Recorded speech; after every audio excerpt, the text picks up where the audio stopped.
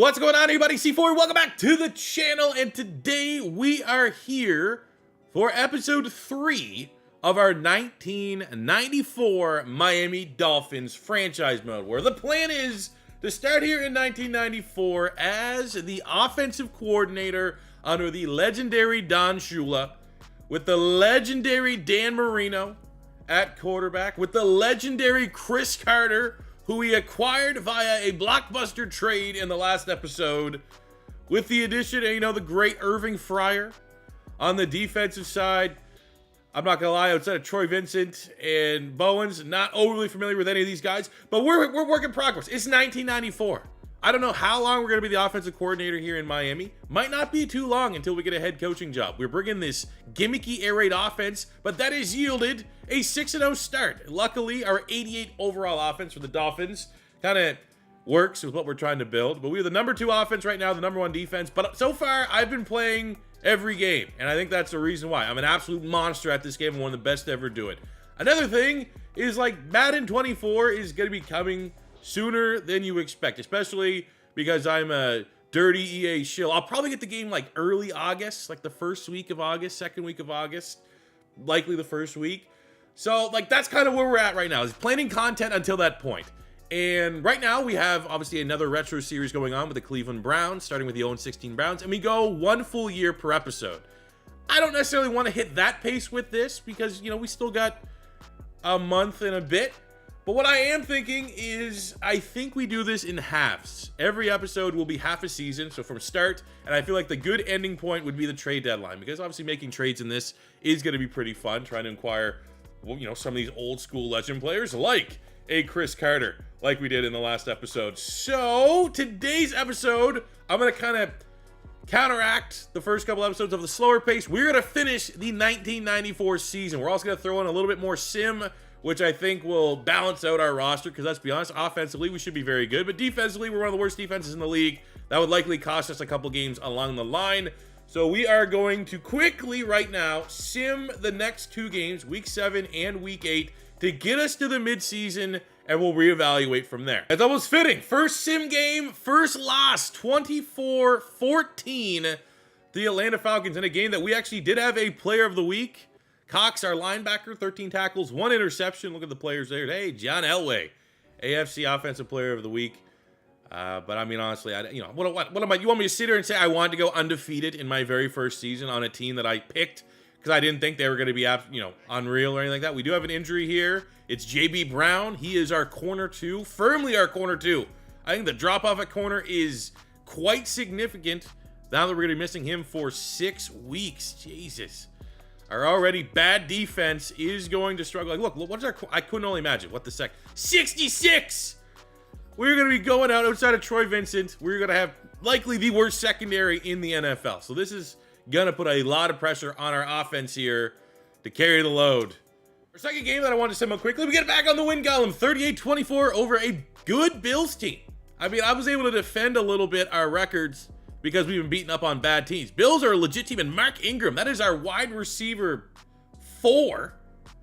10 catches, 186 yards, 3... What? What happened there?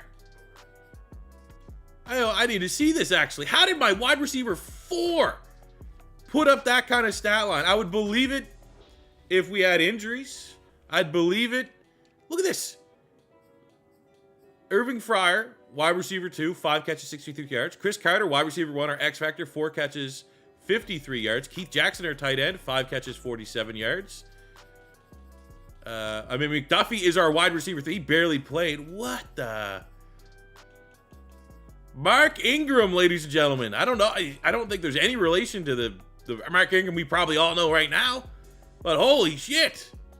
What a game. Well, at this point here, week 9, this is usually the point that we like to look at some contracts. We have 11 players set to hit free agency. Not super familiar with what our salary cap situation is going to be, but we are going to have to definitely re-sign some of these players. I think up first, we're going to look Irving Fryer. Now, we don't have to re-sign him because of the addition of Chris Carter, but he's also still really freaking good. So I think given the fact that we just have an insane amount of salary cap, which is usually the case here when you do these retro mods and stuff like that, the salary cap, that's just tough to get right.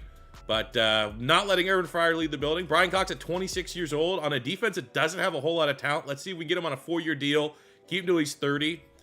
We have Keith Byers at fullback. Don't really utilize fullback that much. Keith Jackson's a solid tight end. But for 4 years at 29, do we want him till he's 33? Like, he's probably going to be like low 70s around that point. I don't think he's going to age particularly well. We have a successor in place at center. We don't have I mean, that's a pretty damn good kicker. See if we can get the kicker on a 3-year deal. He wants more money. We're getting bent. Okay, I don't really know if we want to get bent over by a kicker there. Parmalee, he's got up dev trade in C. That's a lot of money. Still $32 million for a running back that's like 2 years away from hitting his ceiling. He's only 73. Not the biggest fan of that. Yeah, I think we're going to have a lot of roster turnover here, fellas.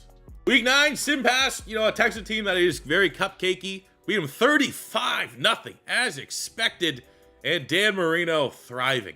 It's not just me. He's very good. The offense is actually legit. 255 yards, 5 passing touchdowns for Dan Marino as we absolutely demolish the Houston Texans. And off of this, we get a breakout player head of a matchup here against the Baltimore Ravens. It is for Troy Vincent. He's currently a star dev.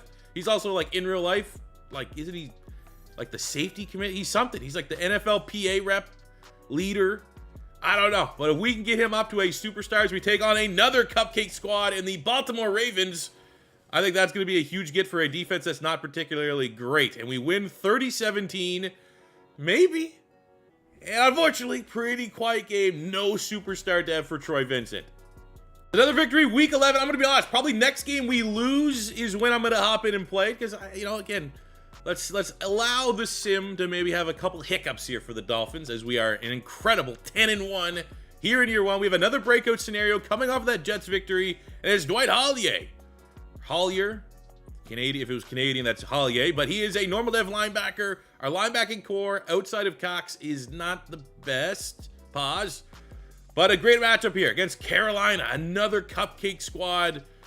We are very much, I'm not going to say a faulty 11-1, but like out of those 11 games, we probably played 4 or 5 teams that have been like below a 60 overall.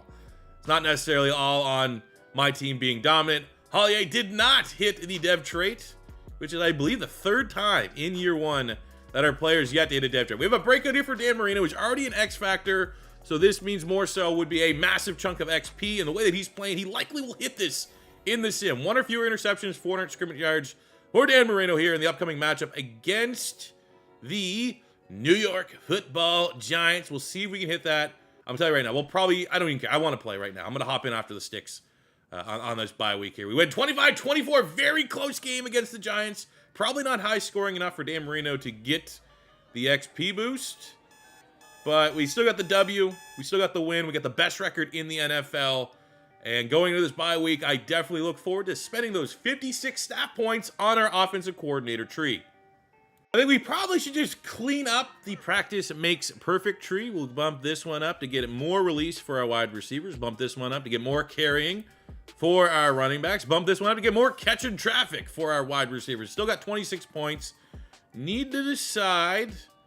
Do you want tight? I mean, I always think the right-hand side's a little bit more applicable because not every team's going to utilize a fullback. So that's 20 points worth of upgrades that likely you're never going to use.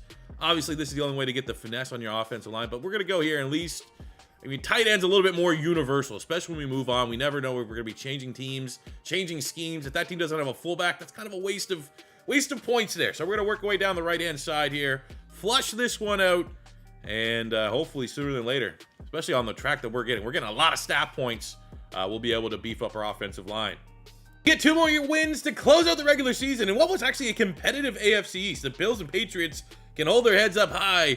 16-1, and that one loss, it was a sim loss. You know, it wasn't like there was a chance if we played all our games, we could have had an undefeated season here. Which, as an offensive coordinator, the number 2 offense, your team goes 16-1. It's almost going to be on us if we want to leave. Like, I'm going to say right now, if we don't win the Super Bowl, I'm probably going to try to run it back and try to win another Super Bowl here. That is my goal. We'll ride off in the sunset, move on to become a head coach, unless there's an opportunity that's too good to pass up. Dan Marino finishes year 1 here with 5,400 yards, 48 touchdowns to 9 picks. Outstanding numbers. for what is, I am going to assume, the NFL MVP, thriving in the air raid offense. No 1,000-yard rusher. It's kind of just the nature of the beast. But, I mean, the combination of Parmalee and Terry Kirby's not too bad. 17 touchdowns, 1,200 yards, 1,300 yards total. That's consistent enough. Irving Fryer, 102 catches, 1,600 yards, 16 touchdowns. He was incredible. Hopefully that type of production, he's an older player, help stunt his regression a little bit. Like, he's sitting there as an 89. I don't think he should be much lower than that after the end of the season. Chris Carter, 84 catches, almost 1,200 yards and 5 tutties. And you got to remember, he had no stats whatsoever when we traded for him from the Minnesota Vikings. So he did most of that with us. Tight end Keith Jackson goes over 1,000 yards with 8 touchdowns. And Mark Ingram, 838 and 10, 500 yards and 6. Rojo McDuffie. So, I mean, we did spread the ball around a decent amount. But Fryer and Carter, those are going to be the two guys that need to light up this playoff run if we hope to win a Super Bowl. Brian Cox, our leading tackler, 116 tackles for him, 6 TFLs, 2 picks. We got 7.5 sacks from Hollier, 7 sacks Jeff Cross, 6.5 Singleton, 6.5 for Marco Coleman, who just obviously we saw get a dev trait. And on the interception front, Troy Vincent led the team with 3 picks. Looking at the yearly awards, MVP goes to Dan Marino. Ran it away the award. I don't think really there's going to be a whole lot of competition. We have Aikman, Montana, Steve Young, Brett Favre, John Elway, Boomer Esiason, Emmitt Smith. And then in the AFC, Dan Marino is Offensive Player of the Year. Defensive Player of the Year goes to Junior Seau. That's awesome. Charlie Ward gets Offensive Rookie of the Year. Marshall Faulk coming in number 5. Trying to see players that I'm familiar with. Dan Wilkinson wins Defensive Rookie of the Year. Willie McGinnis. That is not Willie McGinnis' profile, but Willie McGinnis I'll tell you right now, the Patriots, for whatever reason, are like just screwed in this mod. I don't know why. Like, I can't even play against them. It crashes it. So I'll tell you right now, if you're a Patriot fan, I will never be the Patriots in this mod. I'm never going to take over Bill Belichick's job. Rodney Harrison's part of this rookie class. That's pretty cool. Best quarterback goes to Dan Marino. Best running back goes to Thurman Thomas, the great Thurman Thomas. Irvin Fryer is Wide Receiver of the Year. Richmond Webb, Lineman of the Year. Someone known as a Rob Burnett is D Lineman of the Year. Bruce Smith, runner-up. Best linebacker goes to Junior Seau. Best DB goes to Eddie Anderson. I'll stop when I've heard of a player. I've heard of Ray Buchanan. I think he played for the Raiders. Ronnie Lott coming in at number 9. And Jeff Wilkins gets kicker. I remember him. But very nice. We get to be able to kick our feet up. We deserved it. And await our opponent. I guess before that, let's spend our points. We have 57 staff points here to continue to flush out our tree. Let's work our way down. We'll get run block power for the linemen. We'll buy this one here to get some pass block for our tight ends. We're going to go double dip on the awareness for linemen. That's probably the easiest way to beef up the ratings just a little bit, because our offensive line's still not particularly good. Across the board, we'll get true grinders unlocked just so that once we get 30 points, we can get this massive weight room boost, which is going to be a +4 strength to all of our linemen. First game of the 1994 playoffs is against the 8-9 Cleveland Browns. We'll hop in, play the moments here, so we'll give them a little bit of a shot, but likely we should kick their ass. Take a look at the Browns roster just to see if I've heard of any. I've heard of Eric Turner. I've heard of Eric Metcalf. That's Zeus, right? Orlando Brown. Heard of him. Heard of Matt Stover. That's definitely not Matt Stover, but I've heard of Matt Stover. Who's their quarterback? Vinny Testaverde, the great legend. That was one of my first football jerseys. Little known fact. I remember I got it at, we have something up here in Canada called Value Village. I don't know what that, it's like a thrift store. I had a Jets Vinny Testaverde jersey. They got Keenan McCardell at wide receiver. He's awesome. The rest of the team, they got a pretty decent offensive line. Defensively, well, Rob Burnett was Defensive Player of the Year, or D Lineman of the Year, one of the two. I've heard of Michael Dean Perry. I thought he played for the Bengals. Yeah, Carl Banks, most notably, was a great linebacker for the New York Giants. And, that's Louis Riddick, like the guy that's on TV, I'm going to guess. But although I'm not seeing a whole lot there that's going to stop our air raid offense. This is definitely a matchup where the Browns have the advantage on the defensive side of the ball, but I don't know how big of an advantage they're going to have. Probably sizable. And on the opening drive, we end up not getting any points, missing the field goal. Cleveland goes right downfield, doesn't get anything. Turnover, they are able to get a field goal. I want to see at least like sim offense get some points. We get the first touchdown of the game. We'll come in on this third down, 3rd and 5. And actually, I can't do that. I'm the OC. What are we doing, C4? We can only run the offense. Now that we're losing, let's hop in. We're down 10-7. 3rd and 1, we're going to go shot play. What else? What other plays do you have when you're an air raid offense here? We're going to hopefully bite on the run. Just go right there. Float it into Mark Jackson, tight end. Safe hands, reliable hands. 3rd and 3. Crucial clutch time coming up. Chris Carter deep. That's where you hit them. That's where you hit them deep. Especially when you got Chris freaking Carter, who almost came down with it. Wasn't the best throw. No risk it, no biscuit, but no point. I think we play that a little bit more conservatively. Might have a chance at kicking a field goal. But $1:46 to go. Another chance to get points before halftime. Another opportunity. Defense did their job. Almost at midfield.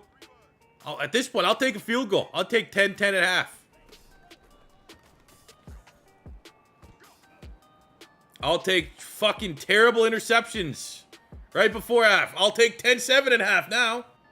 And then give out the touchdown. No way. Okay, we got to do something aggressive here.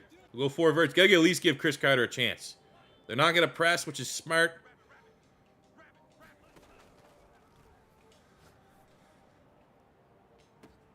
Oh, there's no time. God damn it. Opening drive. Cleveland gets stopped. Holy man. Shambolic. Go Chris Carter. He's alive. He has a pulse. That's not even Chris Carter. It's Irvin Fryer. Chris Carter, still a ghost. I love that throw. Keith Jackson. Beauty. What a dime for Dan Marino. Defense need a stop. And we get half a stop. Run this flashy air raid offense. You go for it at times like this. And you know who gets it? Dan freaking Marino, baby. We'll go to the backup tight end. I think he's a 60 overall. Hey, what a grab. Irving Fryer, reliable as always. Irving Fryer looks like a great option. Primarily out the backfield could be interesting if he can ask a question. Ugh. I was a little too confused. I think we got too cute with that play call. 4 down territory. Don't need to get all in one play, but need to get something here. Still waiting for Chris Carter to do anything. Boom, right in the middle.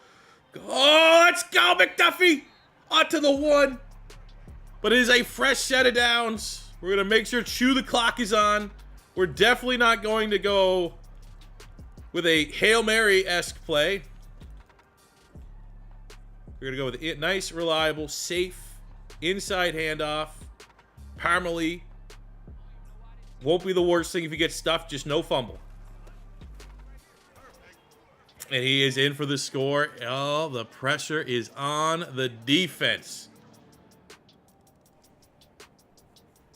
It's over. Play the game. Very close. You can make the argument we were not the better team here today, but a 1-point victory. We needed it. We played great in the 4th quarter. Offense and defense got the job done. Wasn't clean. I could already hear, man, if we lost after 16-1, the air raid offense is gimmicky. You know, everything you hear about, like, Lamar Jackson, the Ravens, it's gimmicky. It won't work in the regular season, won't work in the postseason.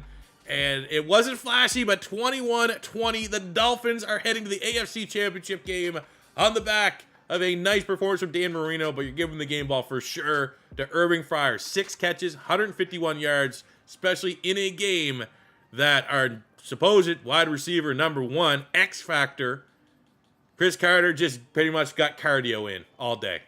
Standing between us and a Super Bowl appearance are the 11-6 Kansas City Chiefs. Taking a peek at this Chiefs roster, they have the legendary Derek Thomas, 99 overall. They have the veteran in Joe Montana, so a guy that absolutely can operate an offense and knows how to win the playoffs. Marcus Allen, a legend. For all the fullbacks out there, not overly familiar with the rest of their players there. Is that guy's kid the guy that's like a ridiculous tackle prospect down on Notre Dame? But they got a pretty good offensive line. The great Will Shields, 92 superstar at guard. On the defensive side, I mean, all you really do need is Derek Thomas, absolute game changer. We have in the secondary Dale Carter's 94. Not overly familiar with who that is, but he's pretty damn good. Don't really want to target him. Don't really want to throw the football at him. Looks like a little bit more talent than what we saw in the first game against the Browns. But again, a matchup that our team we should roll them. Absolutely roll them. Dan freaking Marino. All right, opening drive. Kansas City gets a touchdown. We're going to have to trade with them. Oh, what a grab! Chris Carter. Carter on Carter. All right, we'll go slant stick. 3rd and goal on the 4. Middle of the field's open up. As long as we don't get jammed up too much the line of scrimmage, I think Fryer's going to be wide open, which he is, and we equalize. Joe Montana gets his tutty. Dan Marino responds. All right, next drive. Kansas City marches right down the field, gets a score. I mean, it's still current Madden. We know what the Chiefs playbook is, let alone you give them freaking Joe Montana. We got to go. Irving Fryer. What a shot. 75 yards. We'll trade with him, man. Hold him to a field goal. That's a win.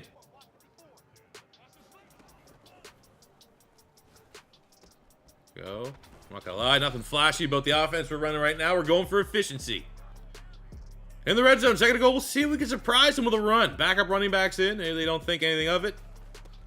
Gets blocked up very well. Took him by surprise.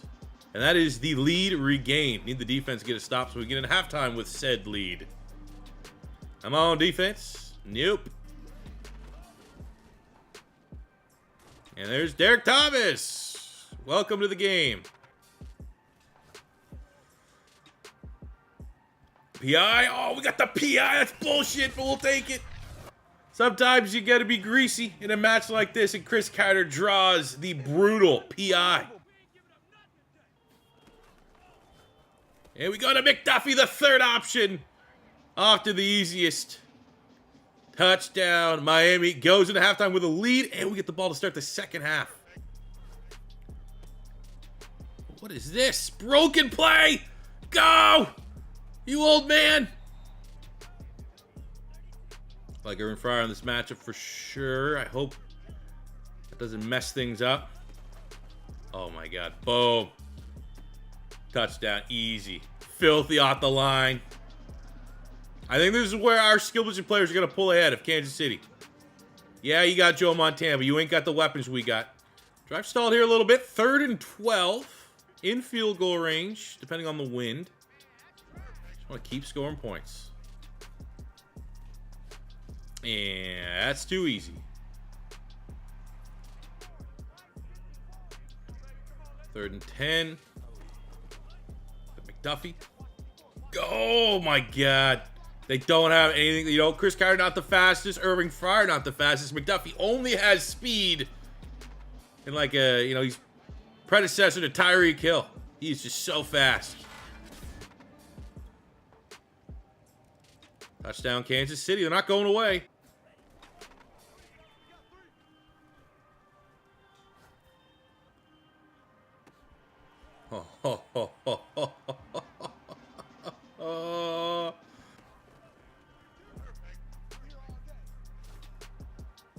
What? What the fuck? What? Oh, we get a turnover on downs. Huge.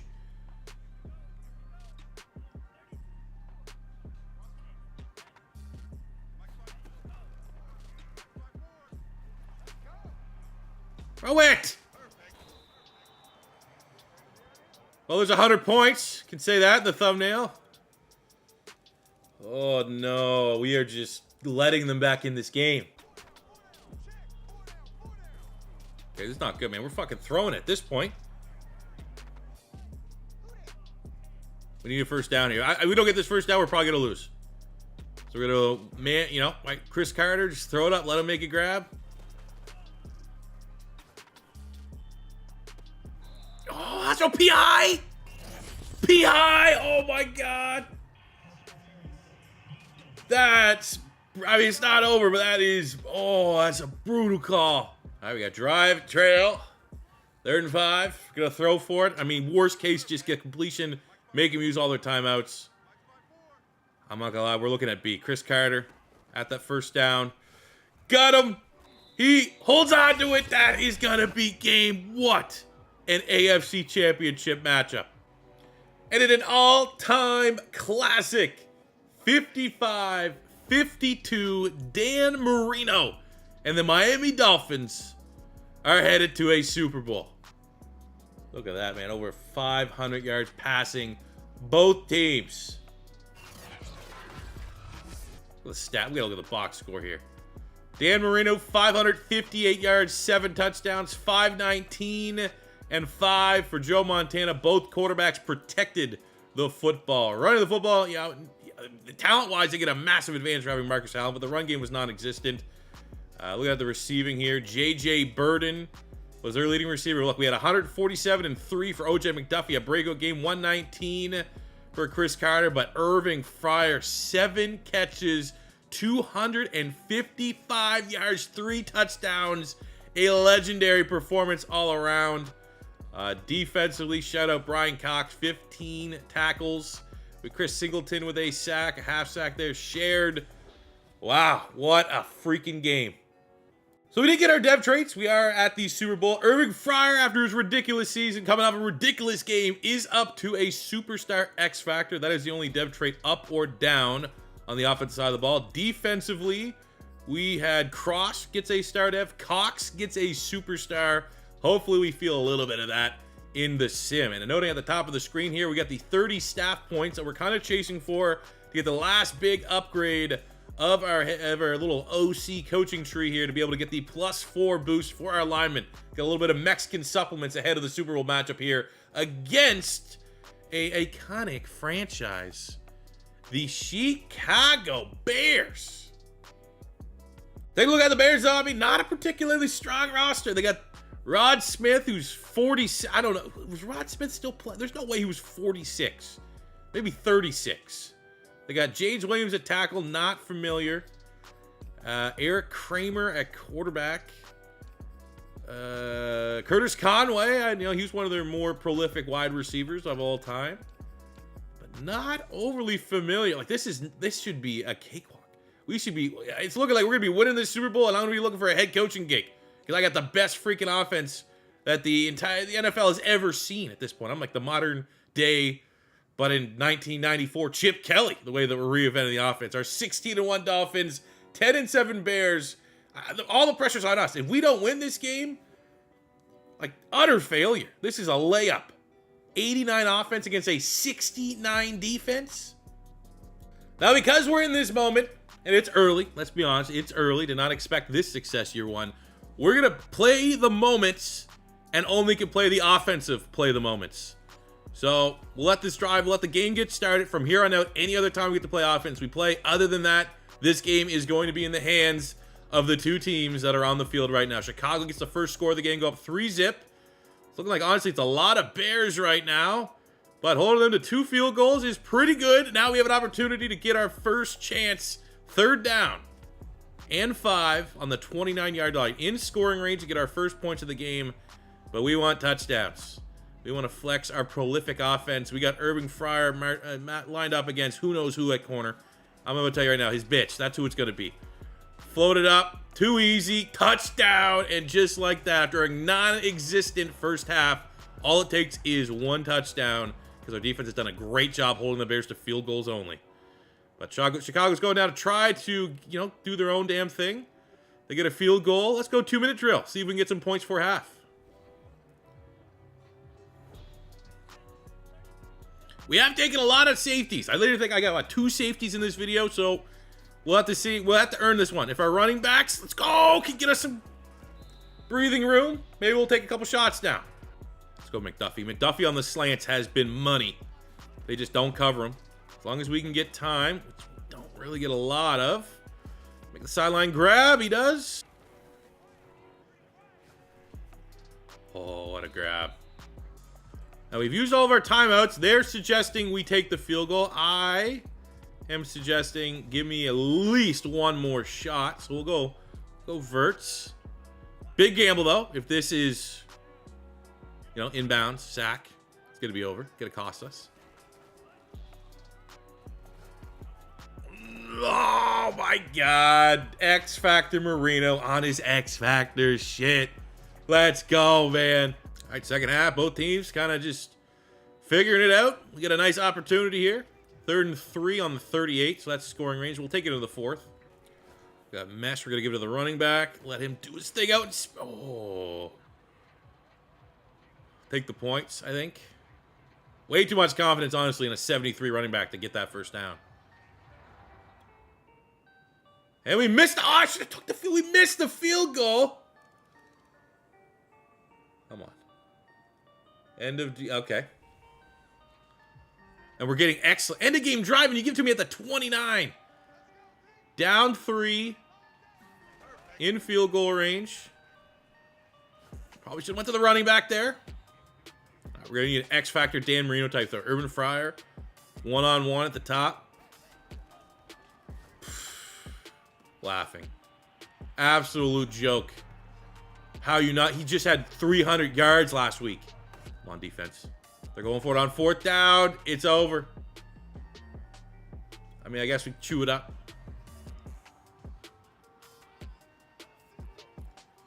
3rd and 4. First down, and this one's probably over.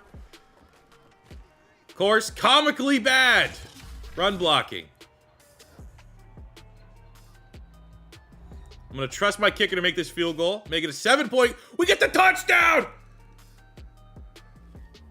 Let's go. We are going to have a lot of decisions that need to get made in our first year. Air raid offense.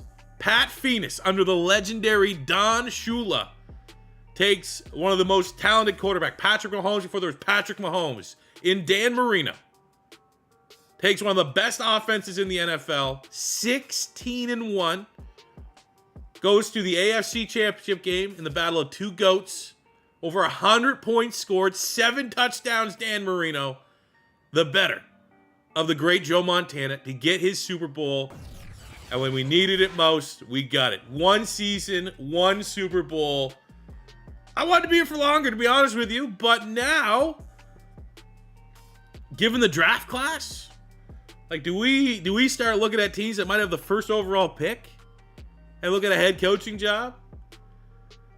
Damn it, I was actually kind of hoping we would lose. I'm not going to say that. I wasn't kind of hoping we were going to lose this. I was not going to be angry if we lost this, because that means we get to run it back another year with the Dolphins. But kind of knew what we were doing when we started as an OC and we picked an offense led by Dan Marino. Kind of knew what we were doing when we made the trade, sacrificing 2 future first-round picks to go get Chris Carter, an X Factor at wide receiver. We knew we were trying to win a Super Bowl. We knew our window is still somewhat limited. Dan Marino's 33. He's probably going to start regressing. So the fact that we were able to pull the trigger, put it all together, thrive with the air raid offense, I think has got us well ahead schedule. And now we're going to be looking at potentially a head coaching job right away for Pat Phoenix. But we're going to celebrate this Super Bowl, and we'll reassess at a later date. What a game, Dan Marino MVP. So fresh off the Super Bowl parade, I mean, what are we thinking? I mean, I'm sure any of the Baltimore Ravens, I mean, some of these teams don't exist, so like maybe we won't be pressed to join any of them. Unless not, did any of these teams join in 1995? 1995 NFL expand. I'm just gonna go. Was there an expansion? The Carolina Panthers and the Jacksonville Jaguars were expansion teams in this upcoming season.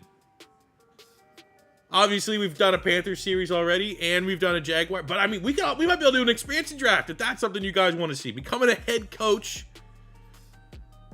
And then obviously the picks aren't that big of a difference. None of them have the first overall pick. Carolina has the 3rd pick. Jags have 5. So we're both in the area code of 2 top 5 picks. And looking at the draft, because, you know, obviously I'm not going to be able to take all this feedback. We're going to do the whole damn thing there. You know, if I did either one of those teams, we're pretty much starting from scratch. Would this be like, do we get Steve McNair? Air McNair? Would that be something? Or would we say, screw it, get like a BPA, look at Terrell Davis, say we're going to, you know, Tony Baselli was actually the must have been the pick of the Jags. Ty Law's there. Warren Sapp's a top 10 talent. He's probably going to, I had to guess, Warren Sapp and or Derek Brooks, probably the highest rated player in the draft class. And, you know, keeping realism, McNair's probably going to be the first overall pick. Quarterback's the most important spot. We don't have a team if we consider the Jags. If we consider the Carolina Panthers that's going to have that type of pick. So we're going to be looking more so at those secondary players. I mean, Warren Sapp would be an absolute monster. So would Derek Brooks. But let me know what you guys think. Where should we... I don't want to come back and run it back with Miami. We've done everything we could do with Miami. Worked out well. I put ourselves in a favorable situation, and it panned out. So now, Pat Phoenix is going to be looking for a head coaching job. There's probably multiple teams. Baltimore included, I guess. I can throw the Ravens in there. But 1995, the season that's upcoming, was the year that there was 2 new expansion teams in the Panthers and the Jags. So let me know in the comment section below what you guys are thinking about that one. I think that just made it incredibly interesting. But that will do for me today, guys. Thank you very much for watching. As always, if it's your first time stopping by, don't be afraid to hit that subscribe button. I'm trying to do my best to bring you guys, especially this late in the Madden season, unique content like this. Stuff that you're not going to find on any other channel. And if it is the last time, God bless Dan freaking Marino.